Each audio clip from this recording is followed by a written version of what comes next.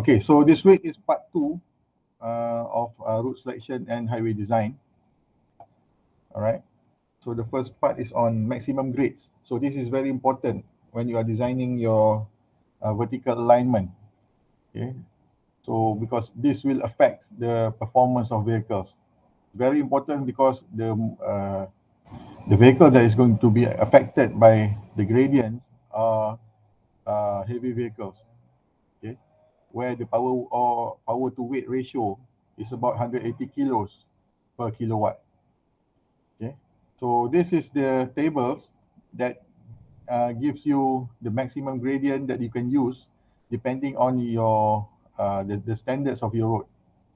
Okay, for example, here is for R1, R2, and U1 and U2.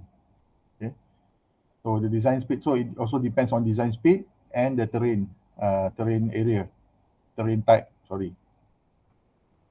All right. So you can see here if the standard is very low, okay, R1, R2, U1, U2, the the gradient maximum grades is quite high.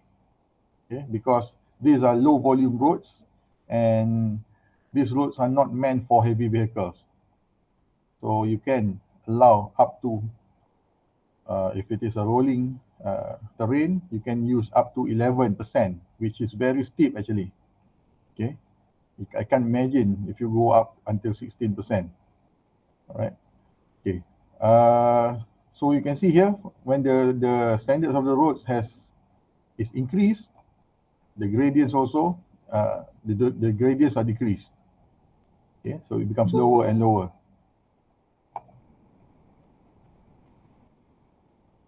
Okay, so more or less that lah.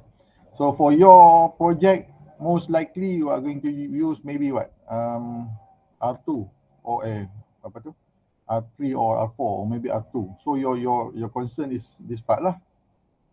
Okay, so it depends on your terrain. If it is rolling, then this is the maximum um, gradient that you can use.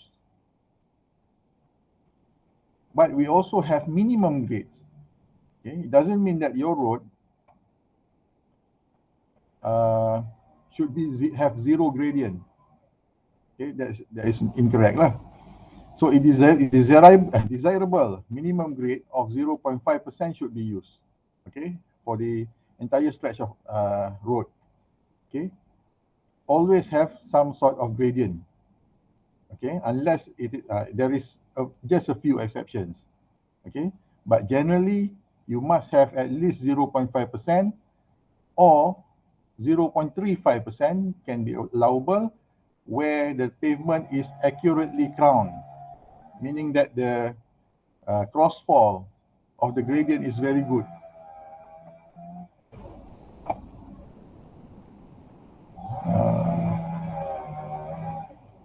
I hope you remember right, what crowning means, okay, and crossfall means. If you don't remember, please ask. Okay, I'll draw it for you lah. Okay, so 0.5% or 0.35% if the crown is good. Okay, so this is the example. Allah, siapa pula ni?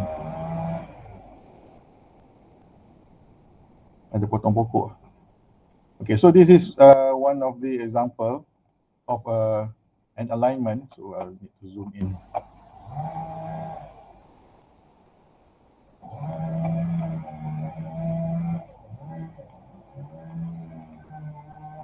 Tak boleh. Okay, kena buka ni. Can you see it? So what I want to show you is this part. This is your vertical alignment.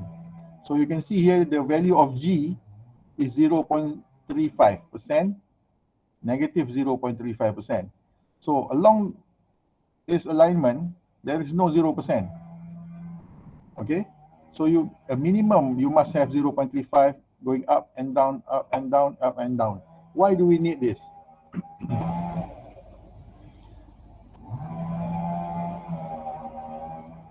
Okay, we need this to make sure that there is a good surface runoff drainage. rainwater. Okay, if it is flat and the rainwater flow is only depending on the crossfall, um, the, the, the drainage is not very efficient. So you need to have accurate crossfall, and you must also have flat gradient to make sure the flow of the rainwater is good lah. Okay, so you must allow the drainage points along the sides of the roads. Okay, so that is the reason. So this is the example of, patutnya saya letak gambar kat atas ni, 7% gradient. Okay, 7% gradient. Okay, for most cases, we are going to use about 6% lah, 6 to 7% here. Okay, so this is 7% gradient in Taman Wetland Putrajaya. Okay, we also have critical grade length. Okay, even though you are allowed to use 7%, 8%, or maybe 10% over here, it doesn't mean that you can use this type of gradient all along the way. Okay, there is a critical grade length. So this is to ensure that the reduction of speed is not too much, okay, for heavy vehicles. All right, so the length of any given grade that will cause the speed of a truck entering the grade at 90 kilometers per hour to reduce by amounts below average running speed. Normally, we will allow 25 kilometers per hour reduction here. Okay, so meaning that if the truck enters the gradient at 90 kilometers per hour, okay, when it reaches the grade, the maximum reduction should be by 25 kilometers per hour. So it is 65. The speed on the grade is 65 minimum. Okay, so this is the diagram that you use, okay, to determine the length of your gradient. So this is the percentage upgrade, and 25 here is the speed reduction curve. So if the percent upgrade is 4%, you go to here and see at 25%, 25 kilometers per hour speed reduction. So you see your length of grade, maximum length of grade is 450 meters only. Okay. If the grade is 1% or less, then there's no problem. Okay. For 25%, you can go until 2%. There is not much effect to the speed reduction. Okay. The next segment is on clear zone. Clear zone is the area that you need to make sure that is clear on either side of the road. You must not have anything rigid within that zone. So to determine the clear zone, you need to know the 85th percentile speed. So normally people just use design speed over here, but 85th percentile speed is not equal to design speed. 85th percentile speed is that the speed that 85% of the road users are driving at on your road. Okay, so it corresponds to speed environment of your road. Just recall from last week what I mentioned as speed environment, meaning that how you feel when you are driving at a certain road. For example, if you are driving in UM in 60 kilometers per hour, you're going to feel that it's very fast. Okay, because the road is narrow, the shoulder is narrow. Okay, you have lots of trees at the edge of the road. That is speed environment. If you are driving on a highway where the road is very wide, there is no obstruction on both sides of the road. Okay, 60 kilometers per hour is going to be feeling very slow, very fast. Sorry, very slow. In UM, you're going to feel very fast. Okay, so that is speed environment. How the environment of the road makes you feel, and that will govern how you drive. Okay, so maybe we can argue lah if you want to people to drive at 100 kilometers per hour, 110 kilometers per hour per in the highway, you should apa tu create something that affect the speed environment, and or automatically people will drive slower. That is something. But for apa tu for safety, we need to use a higher specification, and we need to use our own judgment where we can drive uh, at a higher speed or a lower speed. Okay, so let's say for our case, we just use this as design speed lah. Okay, so if your design speed is 100 and this is the AADT, okay, number of vehicles per day using your road, let's say 3,000 over here.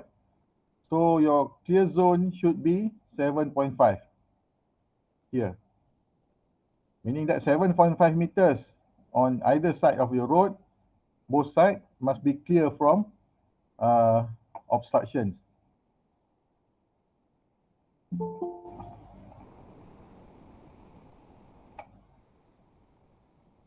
Okay, so this is clear zone for straight segments. If you are dealing with curve segments, the clear zone need to be modified. Okay, so the clear zone for along the curve areas is equals to clear zone width on straight multiply with a factor. So this is the factor. Okay. First you determine here. What is mana tadi? Ni. Sorry Kita dah we already determined here the design speed, the AADT, you got the clear zone 7.5 meters.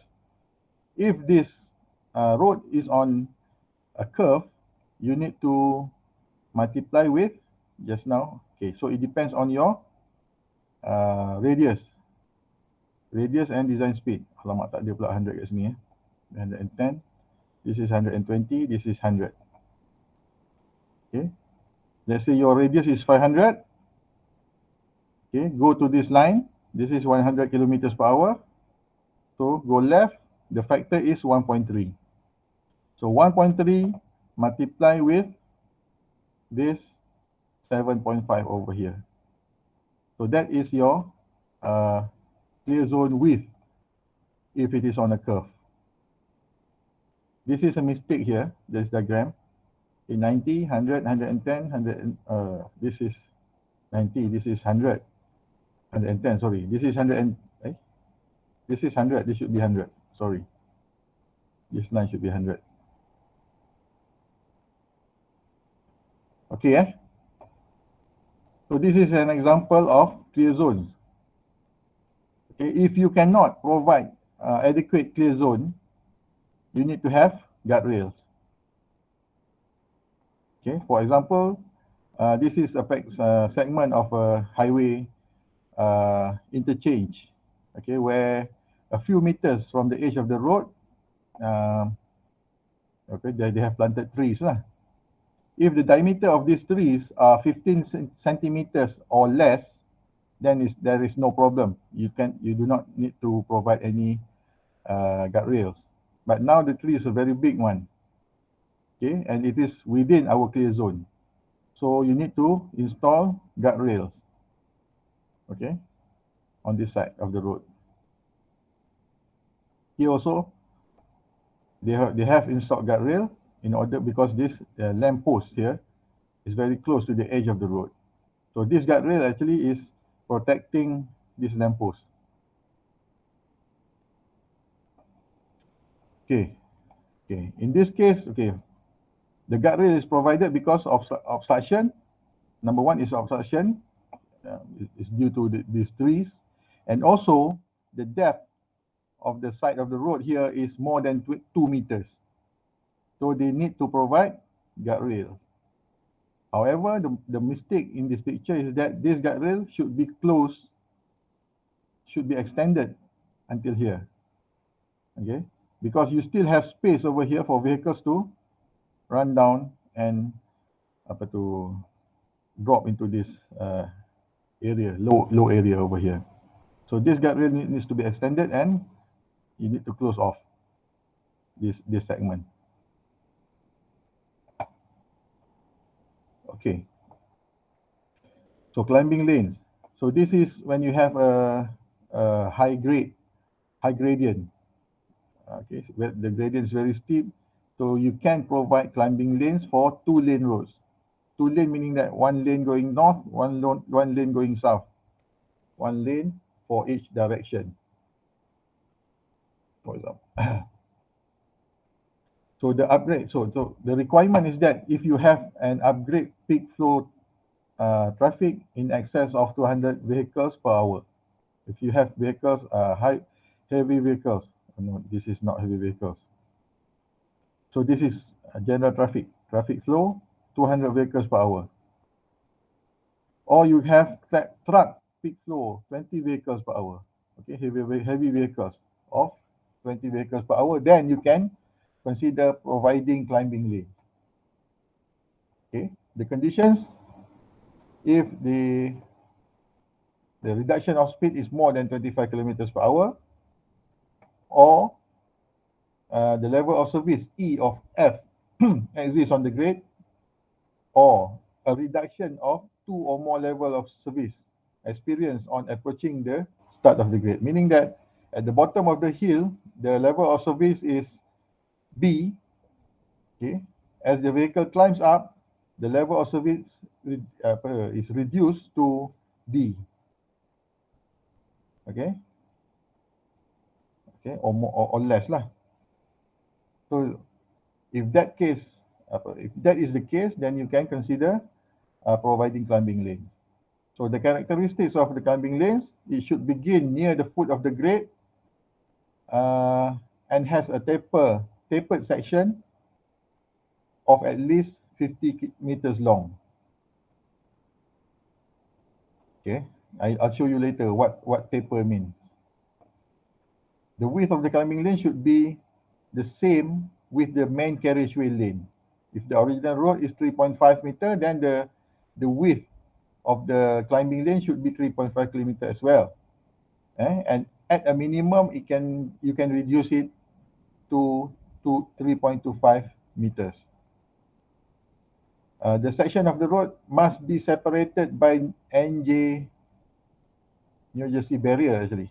New Jersey type concrete median, which is this. Okay, that segment must be separated with this New Jersey barrier, concrete New Jersey barrier. And the opposing lane also widened to 2 lanes, meaning that both lane is widened. Okay, to make it 4-lane divided carriageway. So it begins as a 2-lane road. So at the climbing area, it becomes a 4-lane divided carriageway, 2 lane on each direction. Climbing lane should end at least 60 meter beyond the crest. Okay, the lane ends 60 meter after you have reached the crest, and it is continued with a taper 100 meters. I think I'll just draw it here.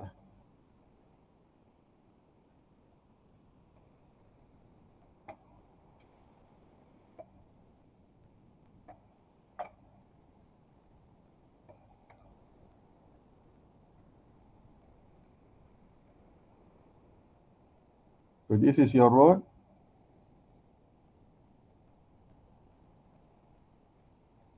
This is a plan.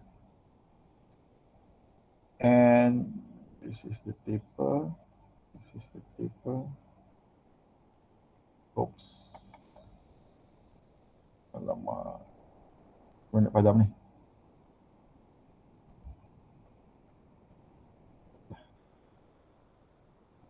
Oh, teruknya saya punya drawing ni.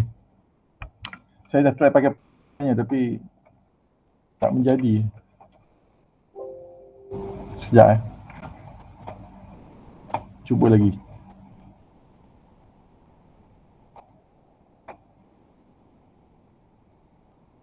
Saya lukis pakai ni je lah. Pakai line.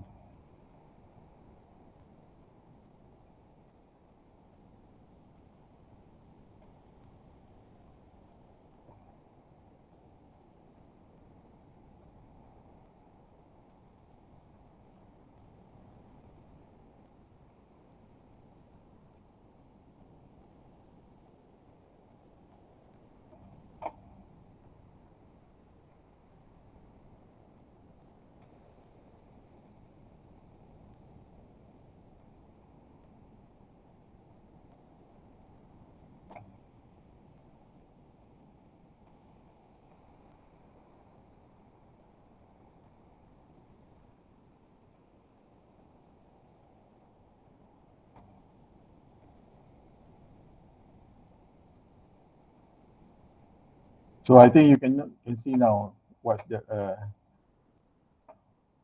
taper kan.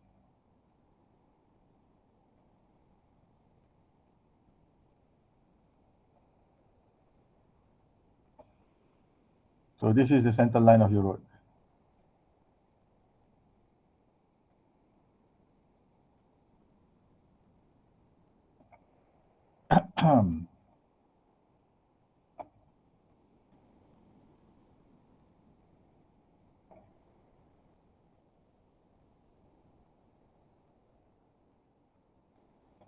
Okay. Let's say that this is the peak of the hill. Right. So it is mentioned here. Begin at the foot of the grade and the taper section of at least 50 meters long. So this is 50 meters long. This taper. Okay, from here to here.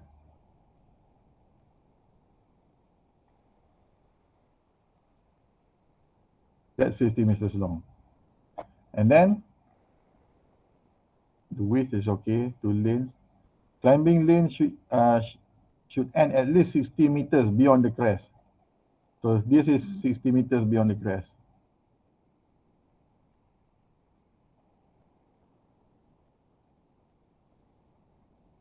This is 60 meters. And 100 meters of taper.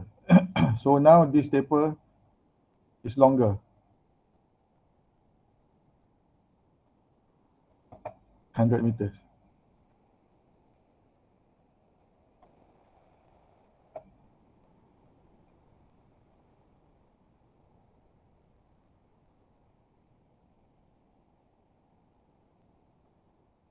Okay. I hope it is clear there. All right. So from 2 lane, one carriageway, so it become 4 lane, one carriageway. So you have a divider here, concrete.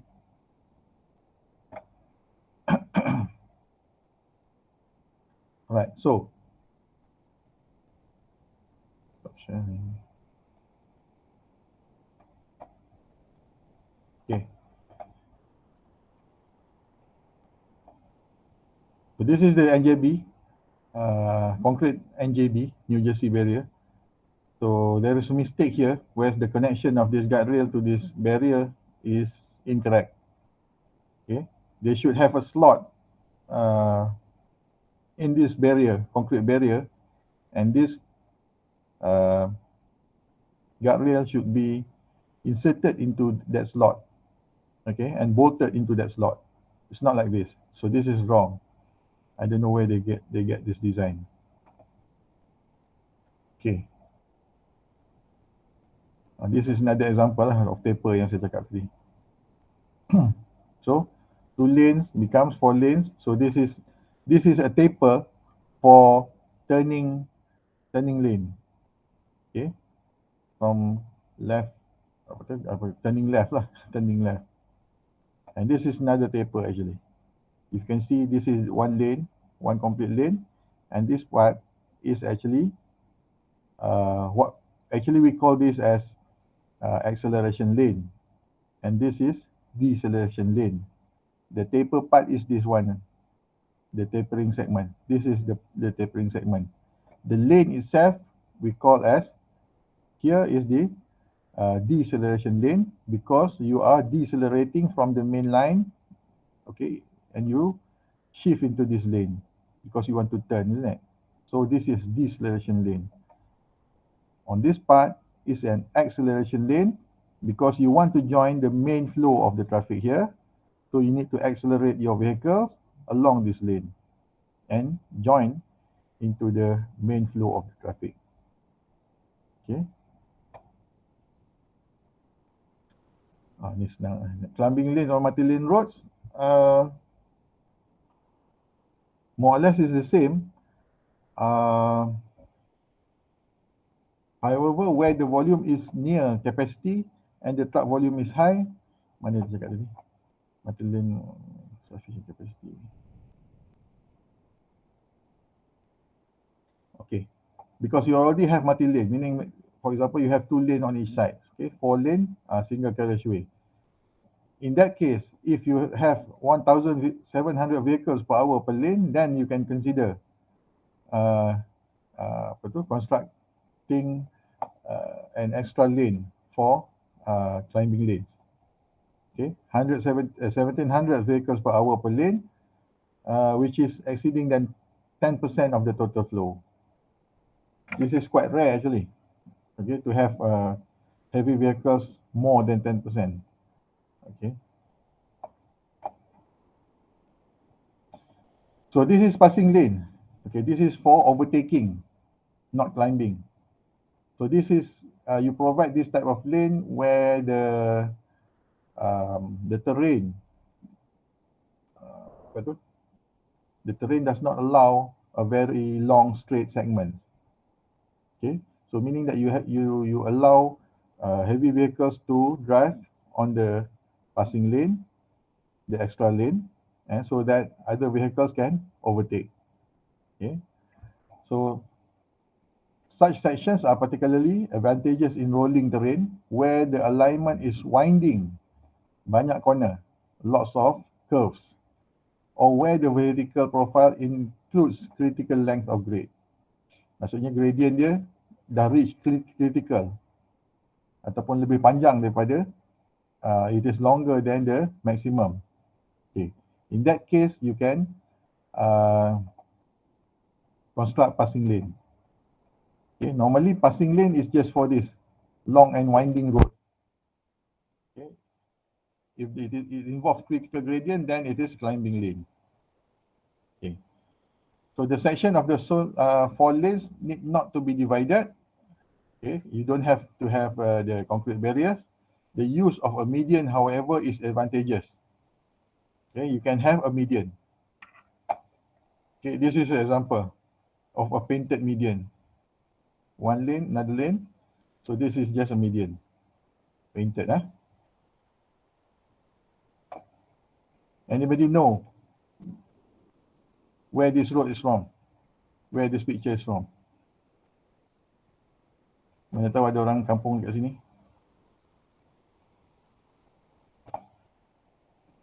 This is Senai Desaru Expressway. This is the only expressway that have 2 lanes on each side. 2 lanes in single carriageway. Okay.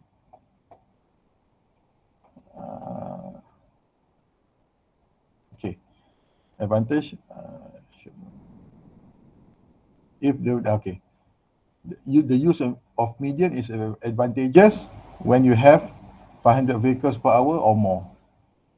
And the transition between the 2 lane and 4 lane should be located at the gradual change, where the change of width is full in view of the driver. Meaning that you are going to increase from 2 lane becomes 4 lanes.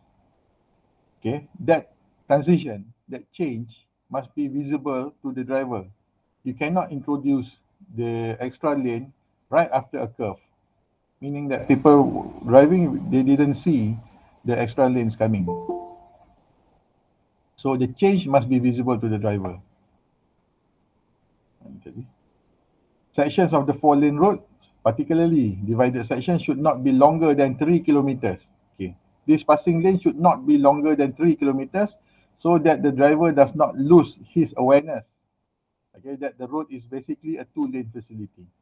Okay, you just imagine you are driving on a 2-lane road, single lane on each side. And then the width of the road increase, and you have 4 lanes. Okay, 4 lane single carriageway. If the distance is longer than 3 kilometers, you are going to assume that the road is going to continue that way, along the way, meaning that you're going to have the extra lane forever. Okay, so you cannot have it longer than 3 kilometers because you need to uh, give the awareness to the driver that this is a facility, okay, passing lane facility, not a permanent extra lane. Okay, so that it does not lose awareness. Where 4-lane sections are not practical, passing one direction lane should be introduced at regular intervals. Where the space is restricted, you can introduce only one lane on one side. Okay. So the passing lane must be at least 125 meters long and of full width, proceeded with a taper 50 meters at the beginning and 100 meters at the end. Okay.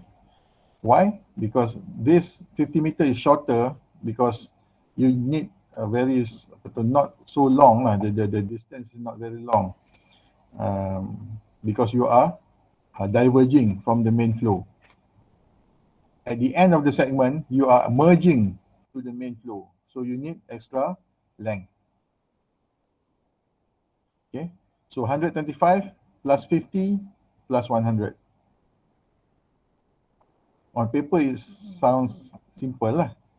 But in reality, when you are trying to squeeze in these extra lanes, it's going to be a bit of a problem because you don't have that the luxury of space at all segment of the roads. Okay, general control for vertical alignment.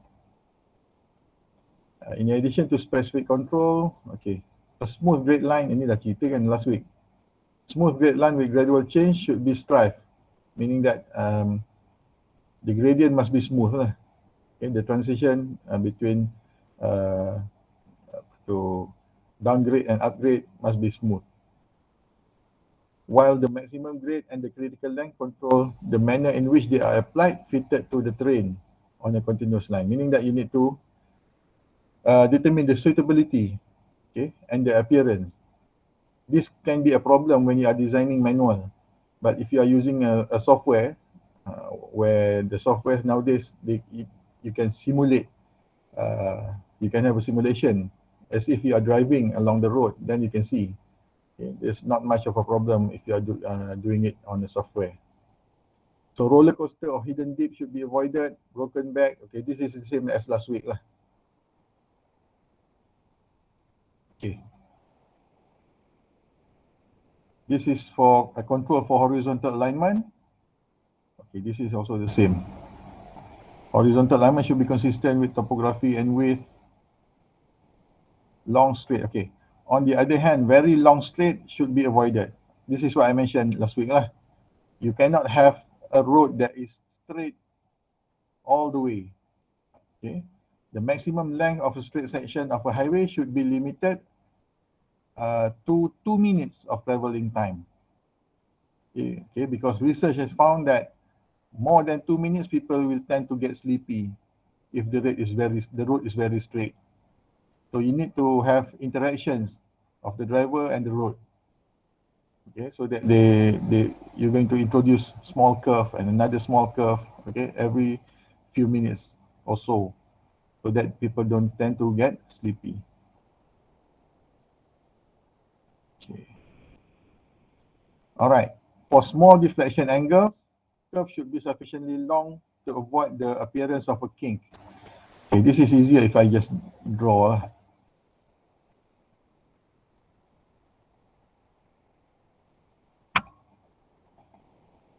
So I think you have seen the video, watched the video last week. Okay, to construct a curve, you need to have tangents first.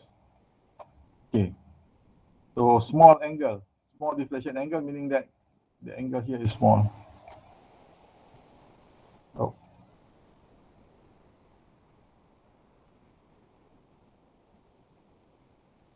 tak apalah. The angle here is small. So instead of fitting a curve over here,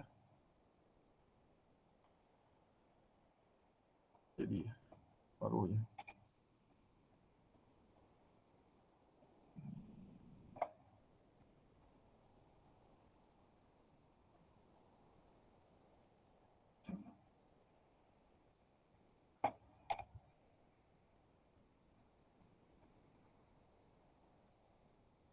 Okay, boleh lah ya.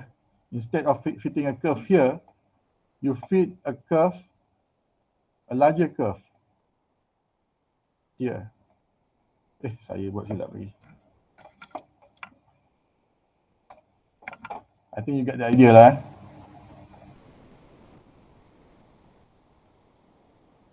Macam ni lah. Okay. So you don't put small curve right at the end of the tangent. Okay, you introduce larger curve. So this avoids the appearance of a kink, meaning that a sudden twist. Curve should be at least 150 meters long for a central. This is a general rule lah. Dia kata central angle of 5 degrees.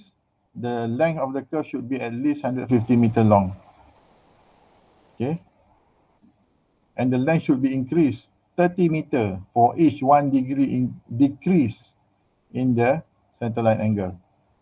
For your project, I allow you you cannot just skip this requirement. You just use the minimum radius length. Okay, because in some you cannot. I think you cannot apply. Possibly lah, because I haven't tried. There is a possibility that you cannot use this requirement in your project. But you should know. Okay, curve should be at least 150 meter long for a central angle of 5 degrees. For each 1 degree decrease, you should increase the length by 30 meters. Minimum length of the horizontal curve on the road should be 3 times of the design speed. Okay, if design speed is 90, the minimum length is about 90 times 3 lah, 270 meters. For your case, you just only consider minimum radius. The formula that I have given you, I think last week, isn't it? Armin formula. Okay, cross sections. Cross sections design. So this is normal crown, normal crown, meaning that this is not super elevated punya segment. A mild slope in pavement on either side of the center line for removal of water. This is normal crown. Shoulders provided at either end for emergency. So this is the shoulder part. Barriers may be used at median or end of clear zone. Okay, if you have a clear zone, let's say, sini tak nampak lah kan. You can use barriers lah. Either concrete barriers or typical guardrail. May provide bus lane or rail transit way. This is for ni lah, dekat shoulder ni. It can be paved and it can be an extra lane for transit. So this is a typical cross section for main line. This is for normal crown section. You can see the percentage the cross fall here is 2.5% and here is 2.5%. And the percentage of the shoulder here is 2.5% as well. But this is for urban area. For rural roads, okay, where the shoulder is very important to for the flow of the water, there is no gutters or curbs. You need to have a separate design. So this is the median and so on and so forth. So this is an example of a typical cross section for super elevated section. Meaning that you see here, the road is already entering a corner. So here the percentage is written as E, meaning that super elevation. So the percentage depend on the super elevation. Okay. This apalah ni. Okay. And this is cross section for a bridge. Okay. Then this is the example of one lane rotated, two lanes rotated. Not much of a problem here. Okay. Because if it is two lane, the gradient, the crossfall will be just the same. And the super elevation here will be just the same. Okay. However, the percentage, okay, the crossfall of the shoulder is different. Okay, we'll get into that afterwards. Okay, this is important for your project. So last week I have explained to you the properties of a curve that has spiral. Okay, so this is one curve, this is another curve. If you are joining two curves, so this curve we are exiting this curve.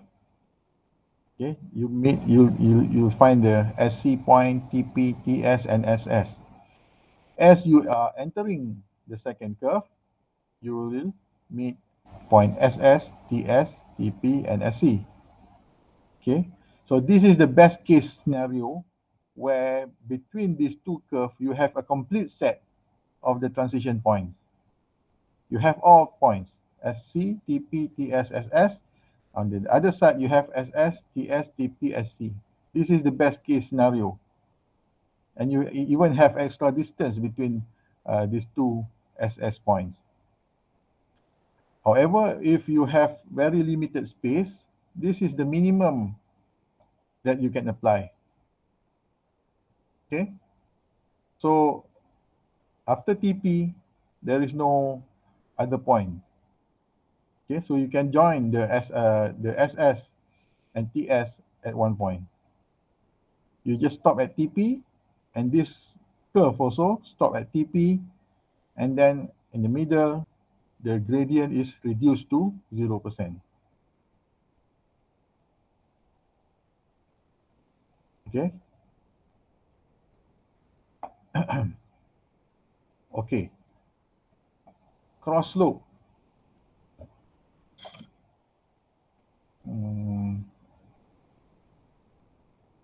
Ini yang saya dah bagi tahu dengan you. The normal cross fall lah kan. This is not for shoulders. Okay, the cross slope normally is between 2.5 to 6. Okay, I ingat last week pun I dah bagi tahu ni kan. Sama. Next is marginal strip. The width of this part of the road. From this line to the edge of the road. It is not from the middle of this line.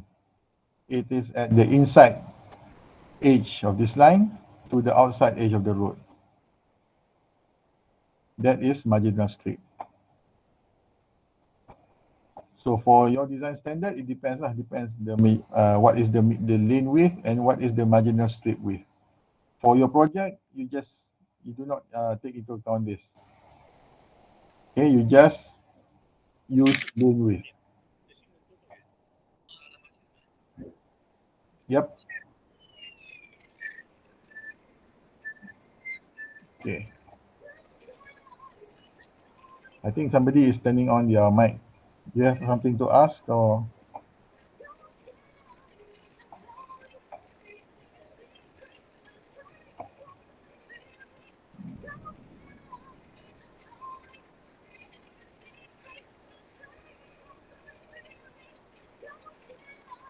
Lin Zijing,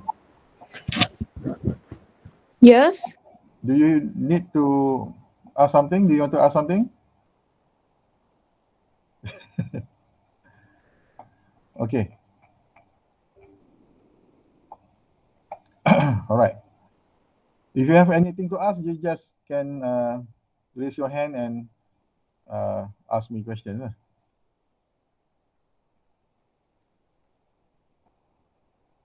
Tak nampak. Can you see the slide now? Okay, still seeing it.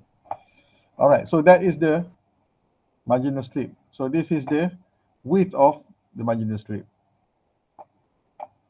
And also we can have paved shoulder, meaning that instead of having a small marginal strip, you can increase the width and it becomes paved shoulder or usable. No, this is paved shoulder. The usable shoulder is unpaved. This part.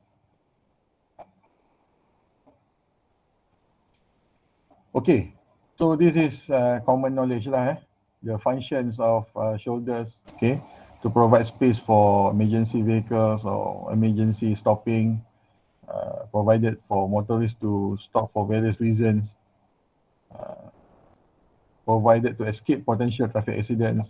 Sense of openness. This is very important lah. Sense of openness created by shoulder adequate to driving ease and comfort.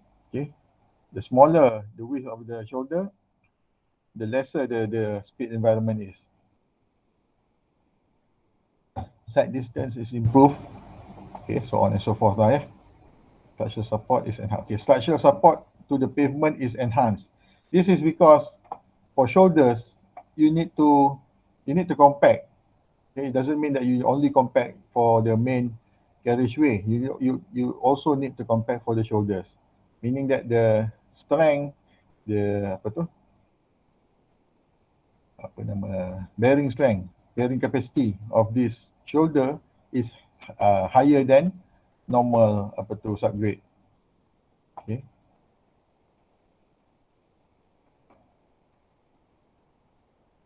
So the width of shoulder depends on the type of road and design standards.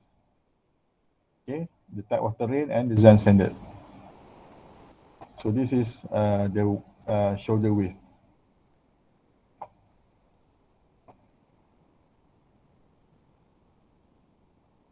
Okay, so basically there are two types of shoulders, paved and unpaved. Paved shoulder can be either bituminous or concrete, and unpaved can be either crushed rock, earth, or turf shoulders. Okay, so this is example of paved shoulder lah. Paved shoulder, this is turf, rumput. For paved shoulder width for rural roads, so this is for rural roads. Okay, minimum at least 2.5 to 1.5 to 2.5. Okay.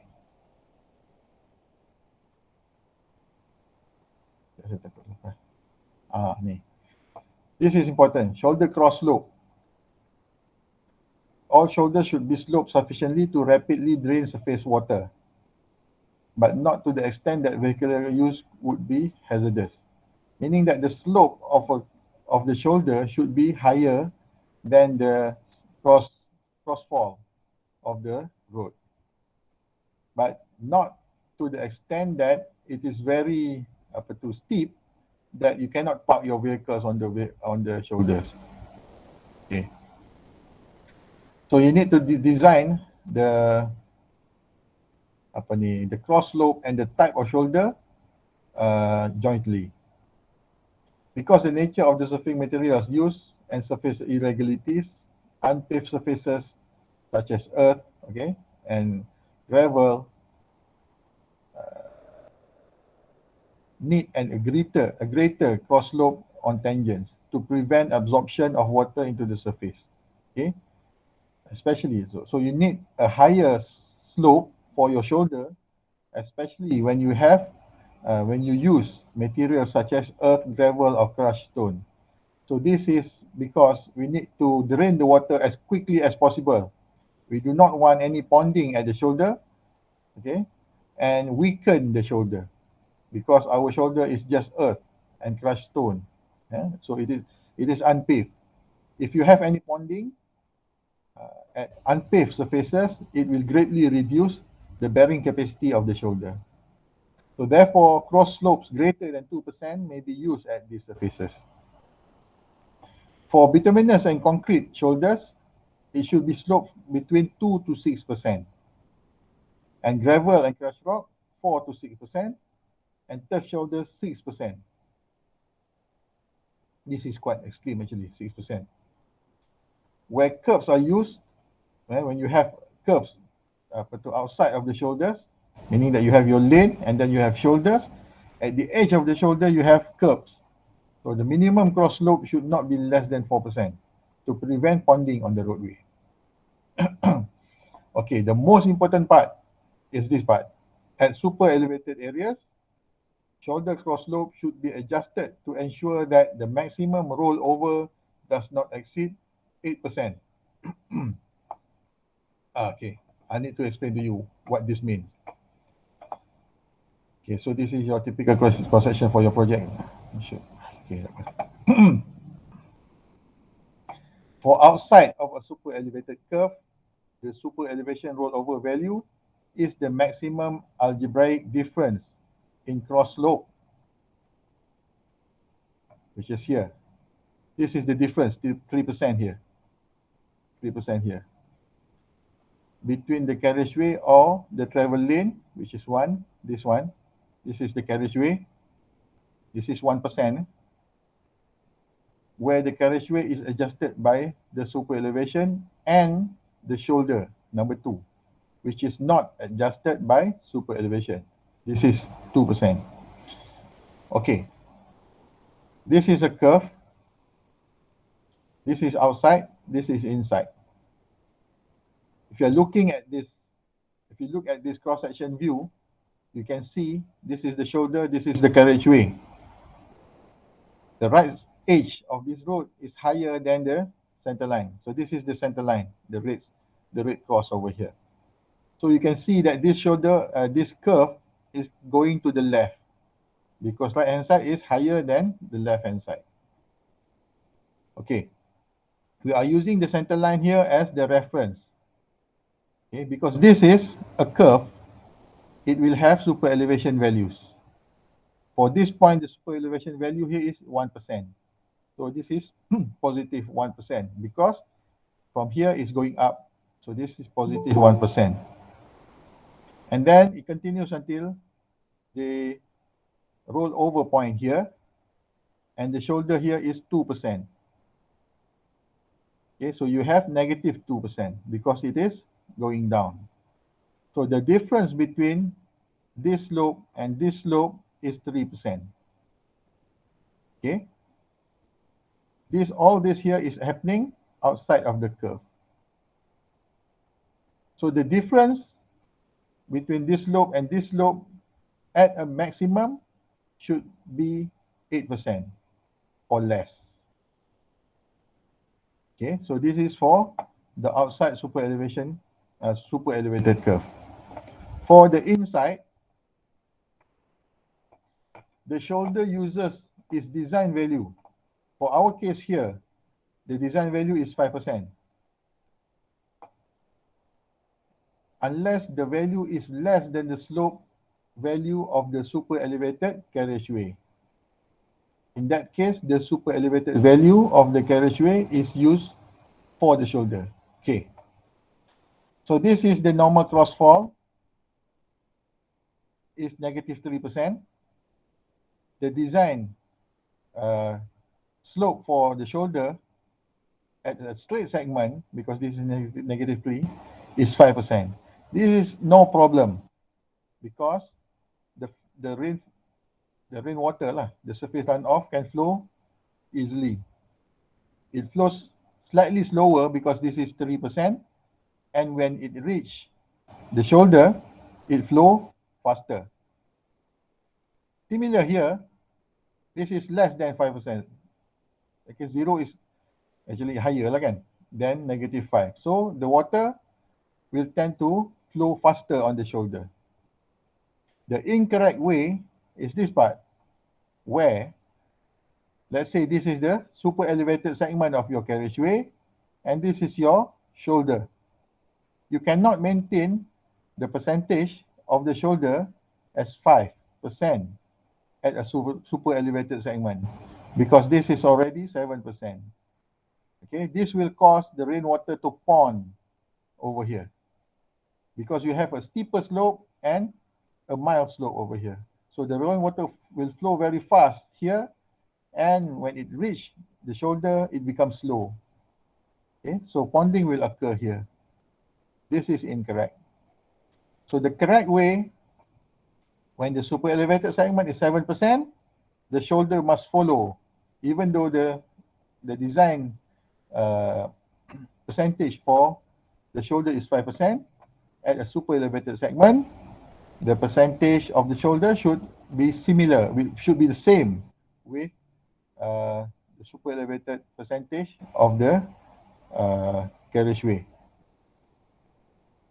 Okay, so this is for the inside of the super elevated curve. Inside curve is not a problem because you can automatically see this is very steep. This should be steep, the same steepness or even steeper lah at least, kan? So you must not allow ponding here. This is no problem because this is slow and this is fast. This is slow and this is fast. This is a problem because this is fast and this is slow. This is not a problem because the speed is consistent. Okay, I have made a diagram here, a figure lah. Shoulder roll over, outside curve, okay, for you to understand the difference, the algebraic difference. Okay, this is for the case if you have the maximum super elevation at 10% here. And the normal crossfall is 2%. Okay, you start at straight segment, negative 2%. Okay, this is your design shoulder apa tu gradient. So 2% minus a negative 2 minus negative 5, the difference is 3. So you continue doing, so this is increased to negative 1, increased to 0. So the thickness of the shoulder maintained at 5%. So the difference is reducing. Okay, from 3 to 4 to 5. So you continue. So this part you have already entered apa tu, super elevated segment where the super elevation is positive 1%. The shoulder still maintains at negative 5. So the difference is positive 6. Still no problem. So you keep on increasing the super elevation and maintaining the gradient of the shoulder until you reach this point where the difference here is positive 8%. Okay. Beyond this point, you are not allowed to increase the difference. You should maintain the algebraic difference at 8%. So now the shoulder have to change. So you keep on increasing the super elevation and the thickness of the shoulder will increase as well. And on the other way lah, okay, negative. So you maintain the difference at 8%. So now instead of negative 5 here, you get negative 4. If you increase again the super elevation to positive 5, this need to be reduced some more.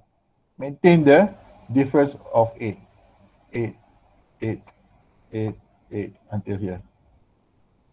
So this is for outside curve. This diagram here applies for this explanation, outside curve.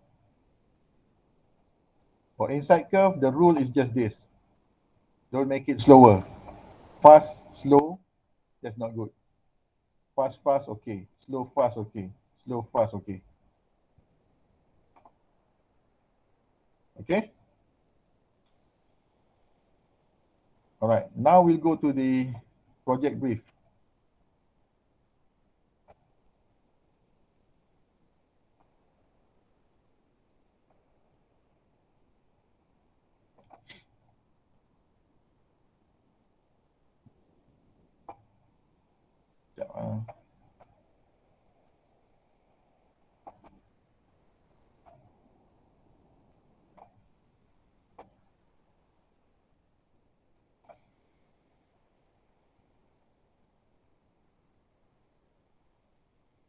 Okay, so this is your project brief. So you are required to connect two existing roads, Road A and Road B, as shown on the topo map. Both roads are under R3 category with rolling terrain. So you have been given this map. Okay, so this is Road A, R3, and this is Road B, R3. Okay, so this is Route 1508. Okay, 1508. So I have a small short quiz here. I'll give you 3 minutes to determine what is the type of Route 1508 and where is it located. If anybody can give me the type of road, okay, for Route 1508 and where is it located, I will give you 50 ringgit. I will transfer to your account. Okay? So your time starts now.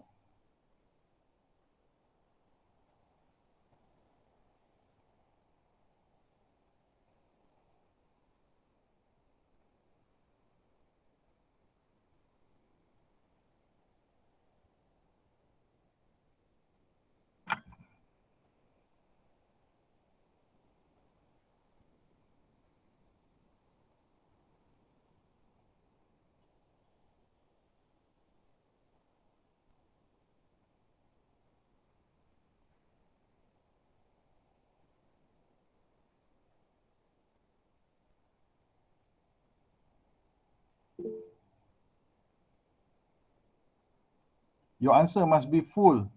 You must give the type of the road and the location of the road. Where is it located?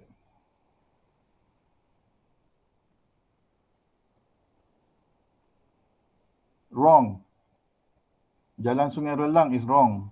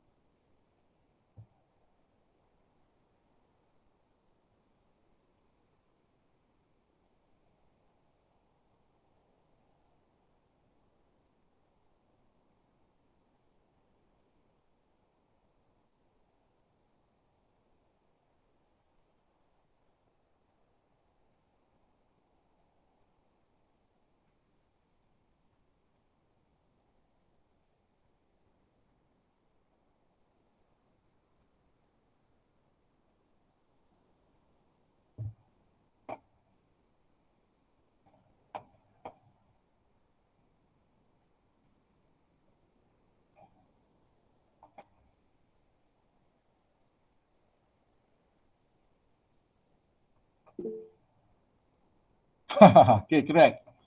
Jalan Felda Sungai. Nanti kejap.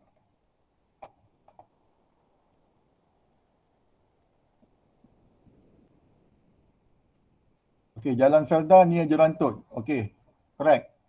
Ahmad Kariyul Uyun. Yes, Doctor. Okay, Ahmad Kariyul dia dapat jawab betul lah. Jalan Felda and it is near Jerantut. So how do you find this? Google Maps. And Using, oh yeah, Google Maps. it's just Google Maps? Also, from the drawing, I can see the Tekai River. Yes, okay. Yeah. Good. That's correct. You need to use the Tekai River as a guide to find that road. Easier lah, unless you know it already. Okay. Please WhatsApp me your account number.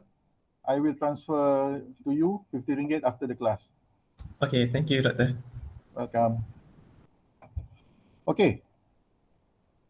Sekejap saya tutup ni. Alright, apa tadi? Okay. Oh, can I have your number, Doctor? Oh, you don't have my number. 019. Oh, yeah. 019 2171 2171 583. 583. Uh, 091 583. 583, yes. Okay, kita kena.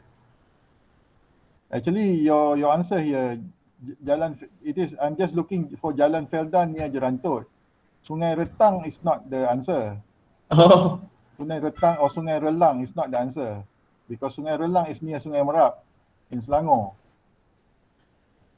I see. Okay, so, but you have already have the Jalan Felda correct and it is near Jerantut. Okay, that is correct lah. Okay.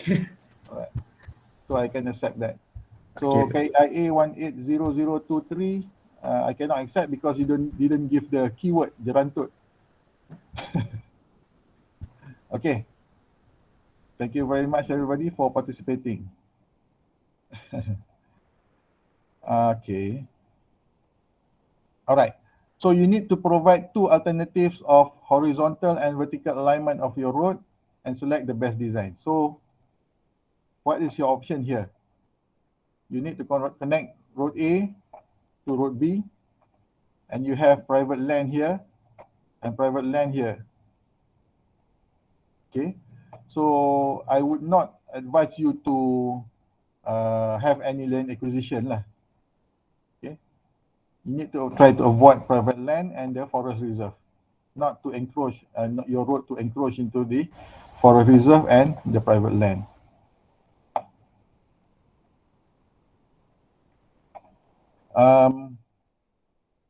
No median should be included in your design. Okay, although your design, okay, saya kena tunjuk you gambar lah.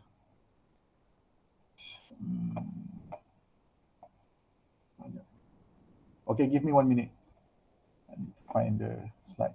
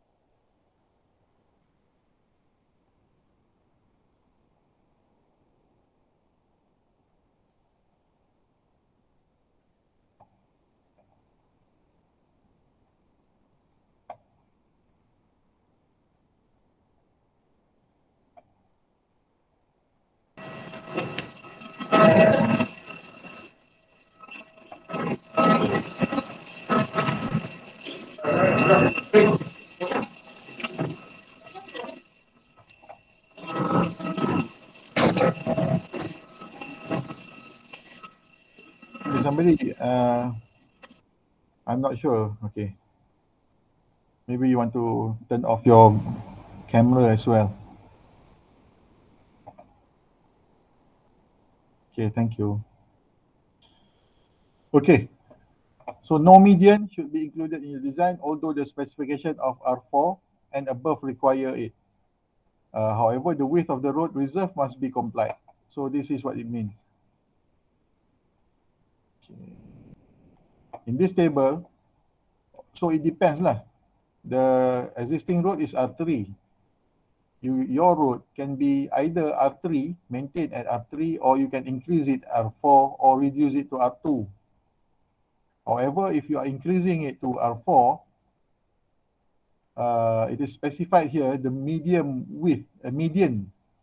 width for R4 category is between 3 to 1.5 meters. Okay, you do not need to comply with this requirement if you choose to use R4. However, the reserve width here, 40 meters, 30 meters, you need to comply. Meaning that you not only draw a line, okay, it's not merely drawing a line connecting these two roads.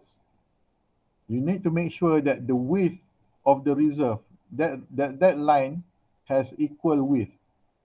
Okay, you need to prepare for the reserve as well.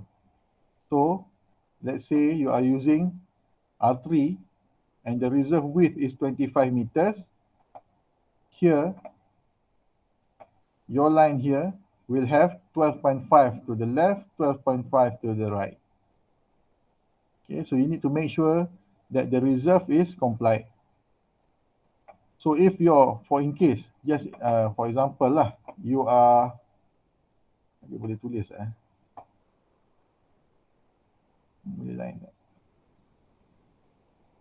tak boleh.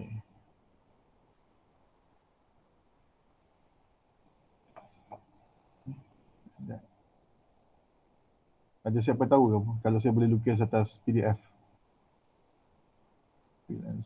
Doctor, on the top left, there's a tools, right? Top left. Yeah. Tools. Okay, tools. Okay, then you press the command open there. Command open. And then on top, there's a pen. Okay. Thank you. All right, no worries. Right. So, although you can draw your road here, for example lah, but later you find out that this road is very close to the power line. So it does not have adequate reserve width, okay, between this center line and this road, the power line. So you need to make sure that your road must have enough distance, the edge of the reserve, not the edge of the road, the edge of the reserve must not touch the power line, the boundary of the private lands. Okay. The river okay lah, but you kena cross. Okay. Okay, you shall compare the cost of the construction between the alignment option. So the cost for road construction is 2,000 ringgit per meter. So the longer your road, the more expensive your road is going to be. If you need to construct a bridge, the cost of the bridge is 50,000 ringgit per meter. This is just some sort of imaginary punya value lah. You jangan quote saya pula. Okay, I just give you some rough idea on the cost. And then borrow earth. Borrow earth, it means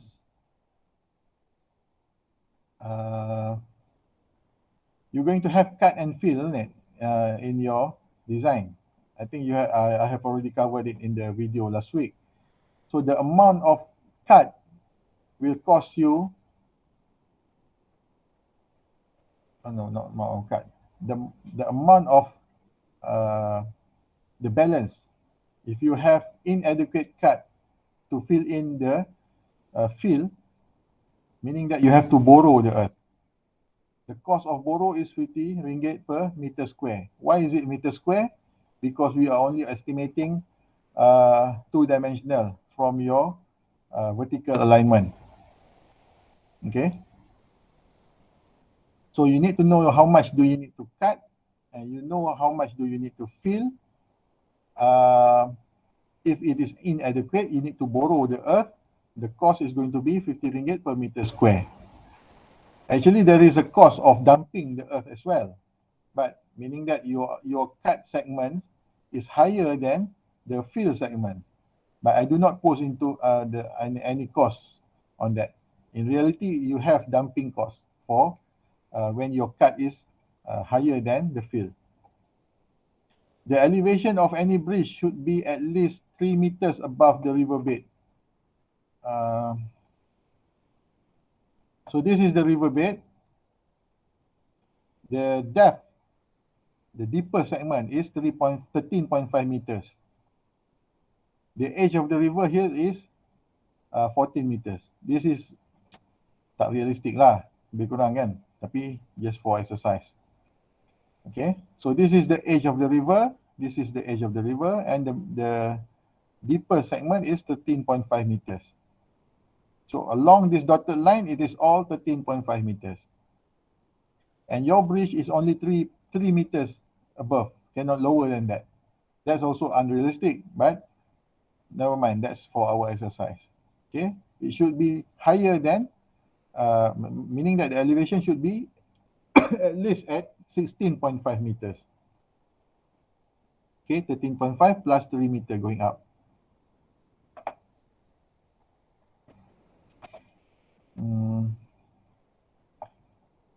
Maximum length of the bridge is allowed at 50 meters only.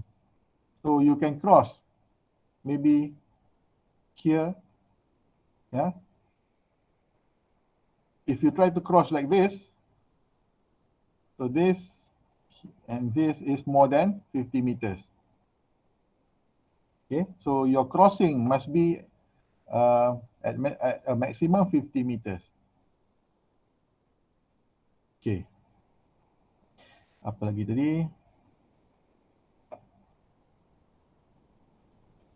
Okay, your selected alternative must not only be influenced by cost comparisons, but include technical justifications. Okay, meaning that you have one option 1, like so, and option 2, for example lah, macam ni pula, like so, for example lah. Okay, you need to include not just cost, but you need to provide technical justification. Why do you? The second option is like this.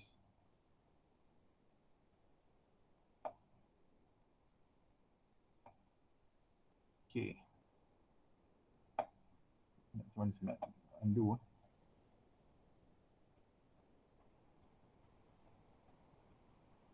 Now how to delete? Expand, import, and data.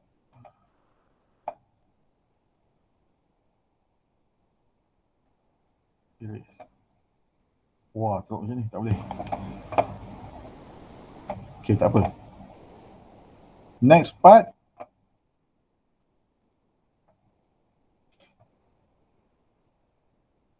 Remember, you need to highlight the pros of the selected design over the alternative design in your report.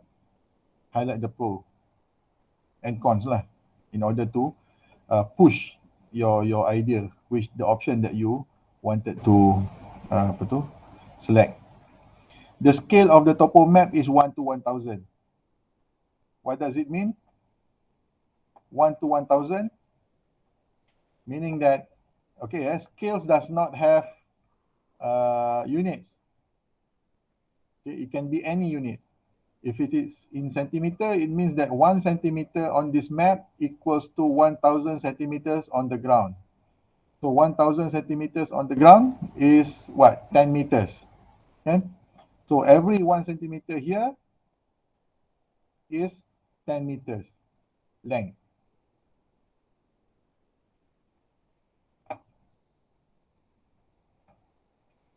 The road must start anywhere on road A on the west side of the map and end anywhere on the road on road B eastern side of the map. Macam ni lah.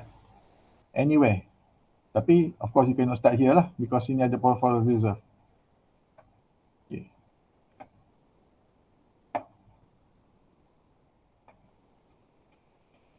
Specifications are to be selected according to JKR specifications, arahan teknik jalan. Okay, macam mana nak cakap ni? Next week I'll give you a set of calculation.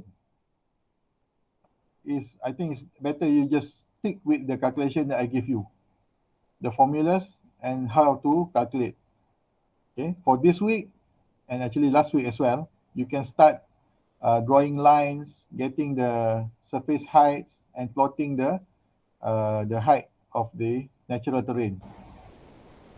Okay, so you cannot relocate the TNB power line, but you're allowed to have your road underneath the line. Biasalah. Meaning that you can go anywhere, down here or down here, doesn't matter. Okay, but you cannot hit this. Cannot hit the tower.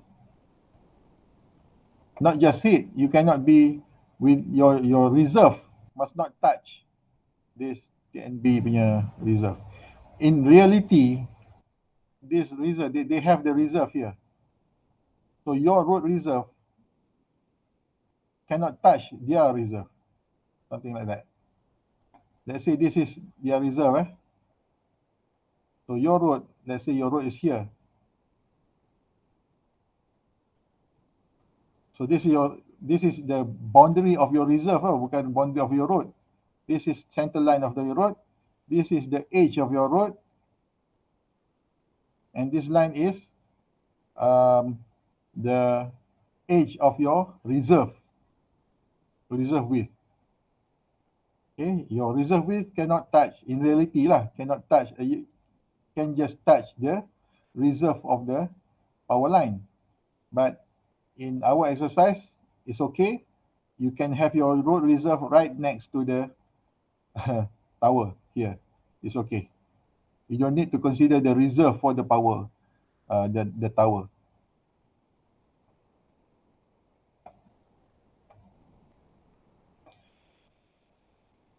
The base of the NB transmission tower and property boundaries fence. Okay, ni ada explain just now lah.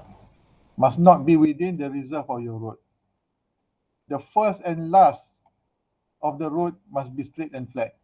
So I mentioned just now the minimum gradient is 0.35%, isn't it? So for your road, the first 20 meters and the last 20 meters you can use at 0% gradient because it is a junction. Okay, must be straight and flat, meaning you cannot have corners.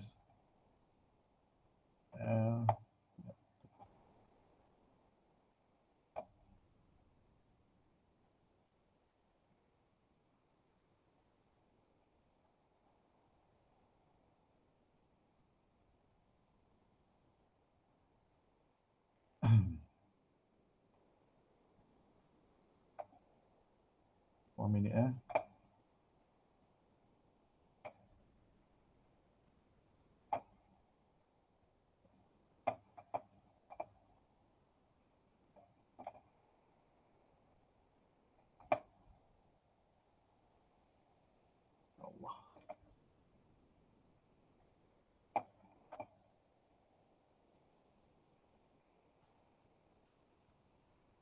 Cakap buka-buka kan terbuka ni pula. Solution pula.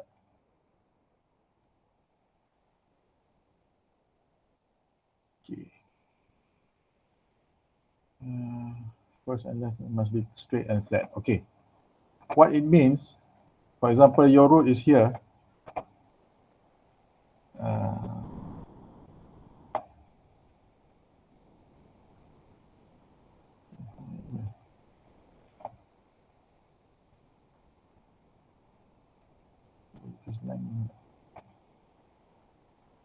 Let's say this is your one line, and that's another line. So this is your curve. The first 20 meters must not be touched with this curve. Okay. For example, you want to start your curve right here. Okay.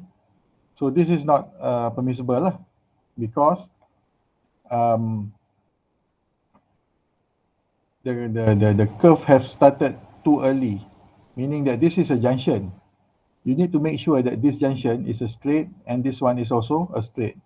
You cannot connect one straight, you cannot connect a junction using a curve, meaning that immediately when you enter this junction, it is already a curve. So this is not permissible. And also when you construct your vertical alignment, for example, let's say this is the natural terrain. Okay, this is road A, this is road B. So your design vertical alignment must be flat at the first segment and flat at the ending. So after that, it's up to you. You can maybe going up and going up like this. So it is flat, going up, down, and flat. And you must start and end your road at the terrain, the terrain height, because this is an existing road over here, and this is also an existing road over here. Okay, let's say this is your natural terrain. You cannot start your road here. Okay, one thing is because it has a gradient. Second thing is that it started way below the natural terrain. The existing road is here. The car is traveling over here. How can your road start down here? So your road must start at the same level as the existing train of the road A. Having said that, the contour line that I've drawn at the side of this road actually is not entirely correct lah. Because in reality, the contour line does not cross the road like this. But you can take the height of the road here using the contour line. Meaning that if this is 17 meters, 17 meters over here, and the other one here is 18, 17 and 18, if your road starts somewhere in the middle here, it's going to be 17.5 lah. If your road start, let's say here, right on the dot here, it's going to be 20 meters lah. Okay, but it must start at the same level of the existing road.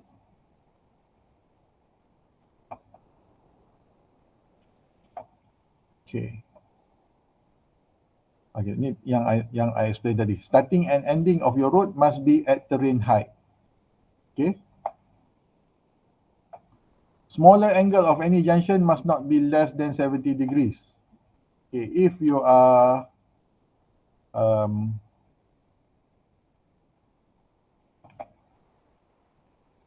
not if lah, apa tu?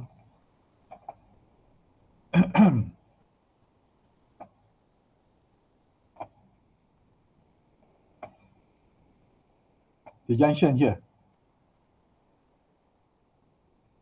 Let's say your road is like so. So the smaller angle here, this angle must not be less than 70 degrees. And this angle over here must not be less than 70 degrees. Why? Because if it is very steep, like so, for example, vehicles traveling into this junction will have to travel like this.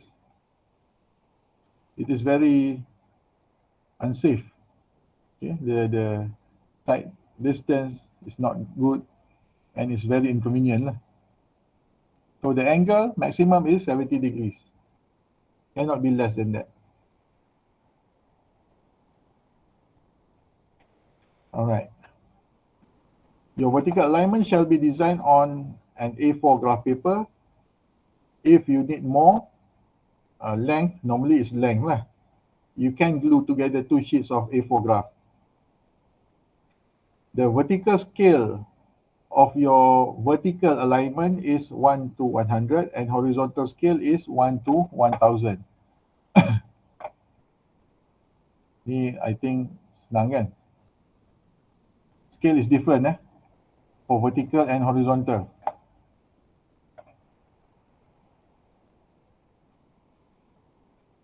So here the scale is 1 to 1000. And here is the scale is 1 to 100.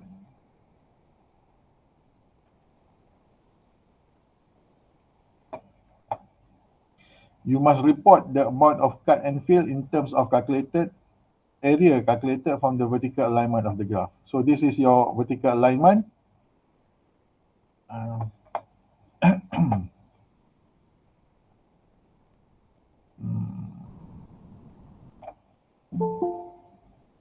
Saya lukis kat sini lah.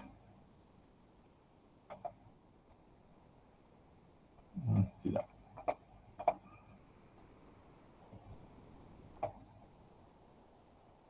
1 Okay, let's say you dah plot your graph. So this is your existing terrain. Macam ni lah. Buat turun bawah, going up. So dia kata report the amount of cut and fill.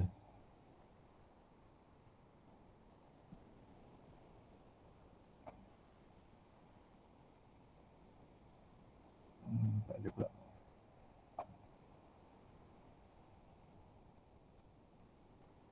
Katalah sini ada bulk sikit. Tak lawa lah. Buat lain.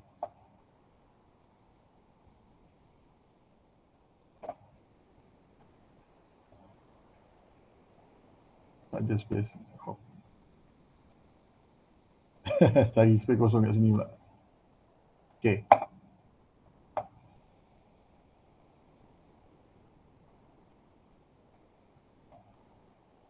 Saya dia macam ni. Okay. So your road is something like this. For example, sini ada warna lain ke? Okay, the red, Allah, dia tukar semua pula.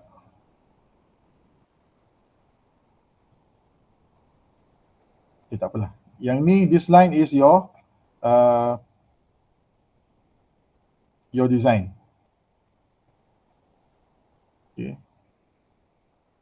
Like so, and like so. So this is the natural terrain.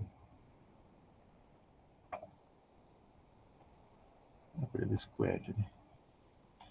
Alright, so you know that this is going to be your fill area, and this is your cut.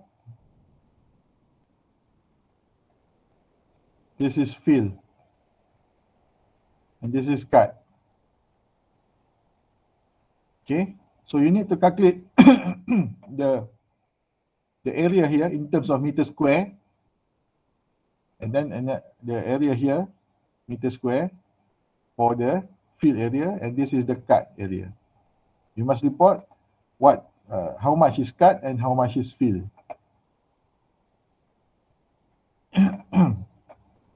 Okay, you shall produce 10 cross sections drawing at 10 meters interval. 5 cross sections must be in the cut and 5 cross sections must be in the fill. Better saya tunjuk ni lah yang example .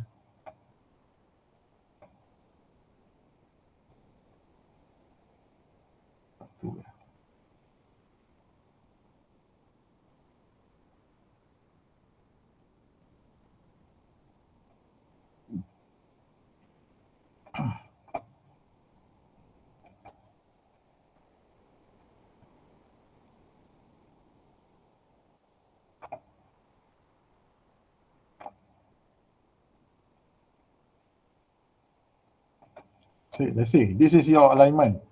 The blue line here is your natural terrain, and the black line is your design vertical alignment. So you know this is cut and this is fill. Alright, so you need to come up with 10 cross sections that involves cut segment and fill segment. So for example, 10 minimum 55 kan?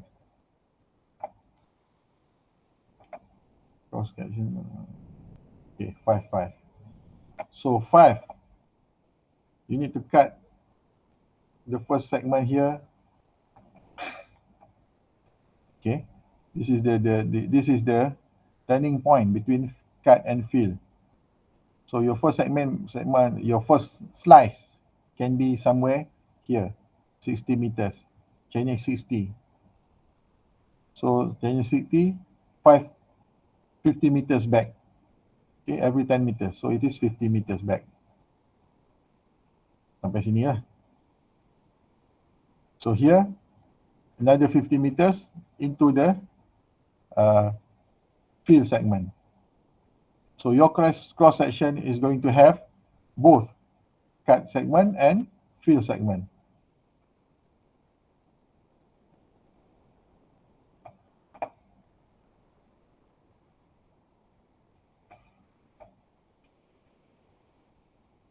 Okay. 10 cross section must be continuous. meaning that it is, you cannot say that, okay, one segment here, and then two here, and then two, three here. It must be one continuous flow. The reason for this is that when you have the super elevation here, this will show in your cross section. Okay, so you will cut here. You can see the super elevation is more or less left hand side is normal. This one has starting to move. When you slice here, you can see that left hand side is already full super elevation, right hand side also full super elevation. When you slice here, you can see the corresponding value of super elevation from this diagram. Okay, so this super elevation development diagram must be drawn on top of your vertical alignment, okay, for you to see what is happening at the at the root level, what's happening to the super elevation.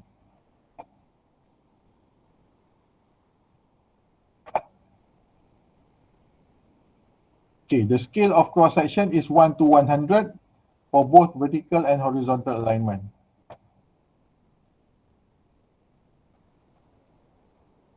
Okay, this is an example of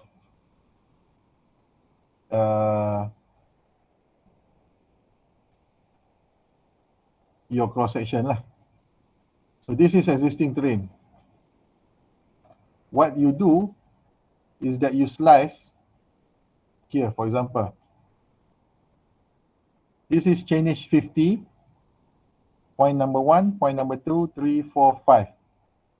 You estimate the height for each point, okay, using the contour height. So for example, this number 1, point number 1 here is close to this contour line, which is, tak nampak dah kat sini 30 meters.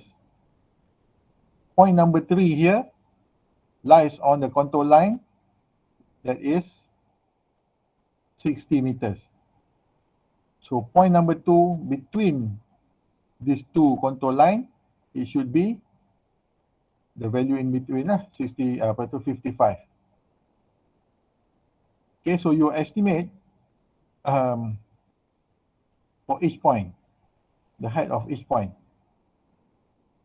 Okay.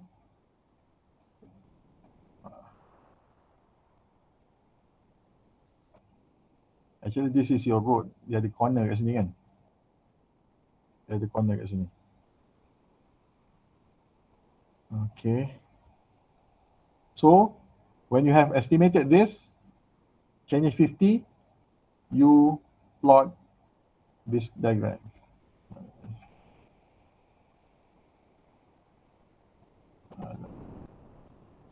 Ni.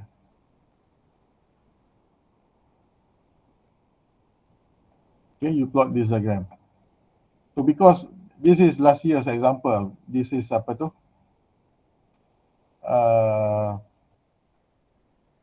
Not good for you to understand this actually.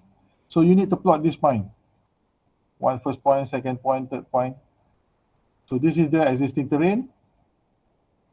And then go back to your design height. Okay, let's see Chinese 50 here. Your design surface height is at 50 meters. And the existing terrain is actually at maybe 57 meters. So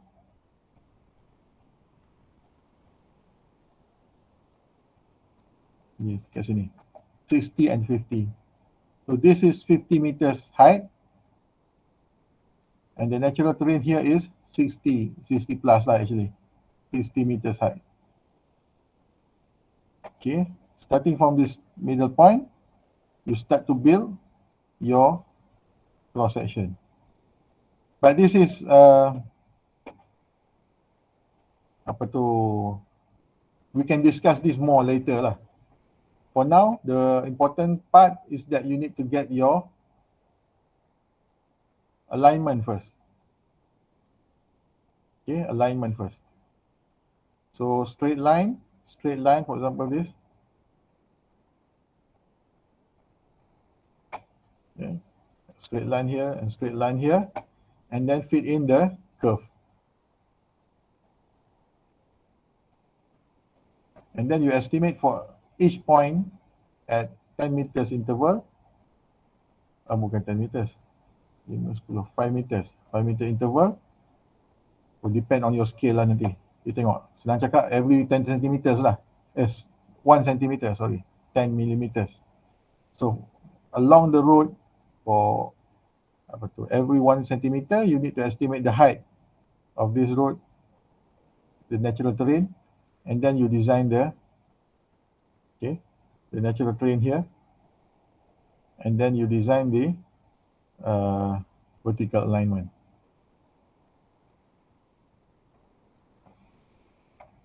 Okay. Do you have any questions?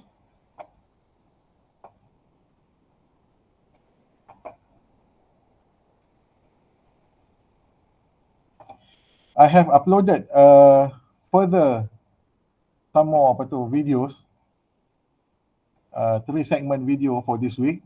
So you need to go watch that video after the class. Okay. From there, I think you can have a better picture how the design is being done. If you have any problems, please don't wait until the end of the semester or middle of the semester.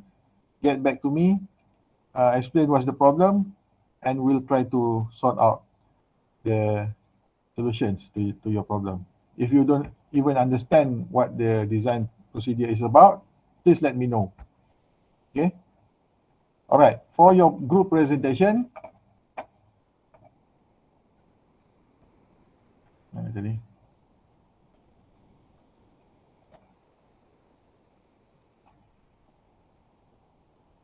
your selected alternatives must not be only be influenced by cost comparisons, and then you should compare the cost and technical. Okay, you have what? 8 students in your group. Okay, meaning that you have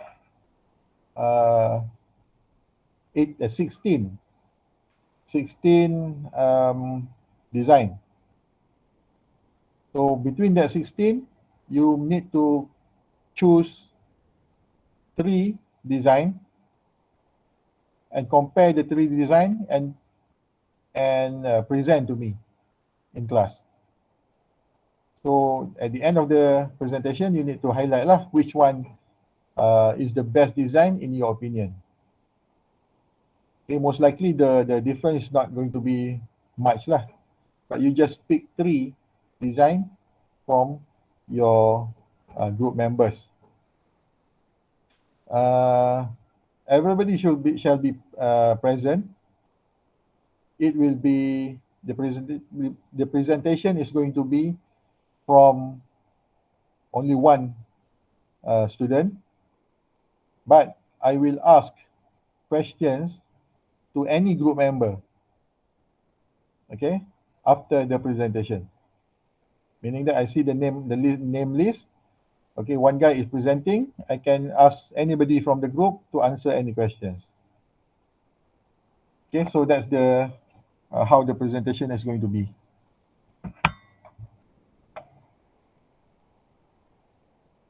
Okay, whatever it is, don't wait until it is too late to complete your design.